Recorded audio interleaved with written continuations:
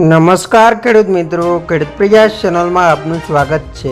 આજે તારીખ 7 જુલાઈ 2026 સવારના મહત્વના હવામાન સમાચાર ચેનલમાં નવા આવો તો સબસ્ક્રાઇબ કરી લેજો। ભારતીય હવામાન વિભાગ દ્વારા આગામી 7 દિવસ માટે ગુજરાતના તમામ જિલ્લાઓ માટે ભારે વરસાદની આગાહી કરવામાં આવી છે।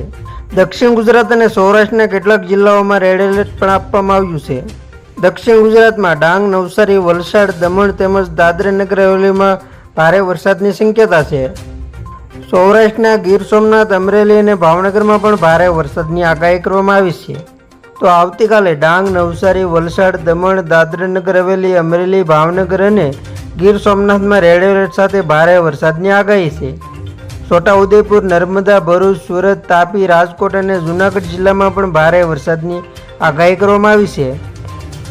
પંચમહાલ, મહીસાગર, વડોદરા અને પોરબંદરમાં ભારે વરસાદની સંભાવના છે। ઉત્તર ગુજરાત અને મધ્ય ગુજરાતના જિલ્લાઓ જેવા કે બનાસકાંઠા, પાટણ, મહેસાણા, સાબરકાંઠા, ગાંધીનગર, અમદાવાદ, ખેડા અને આણંદમાં 40થી 50 કિમીની ઝડપે પવન અને મધ્યમ મેઘગર્જના સાથે હળવાથી મધ્યમ વરસાદની સંભાવના છે। દક્ષિણ ગુજરાતના ડાંગ, નવસારી, વલસાડમાં અત્યંત ભારે વરસાદનો દોર ચાલુ રહેશે।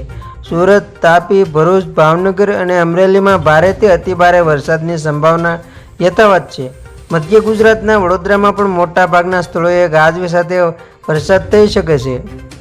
10 જુલાઈથી વરસાદનું જોર થોડું ઘટશે, છતાં વલસાડ, નવસારી, ડાંગ અને દમણમાં ભારેથી અતિભારે વરસાદ ચાલુ રહી શકે છે।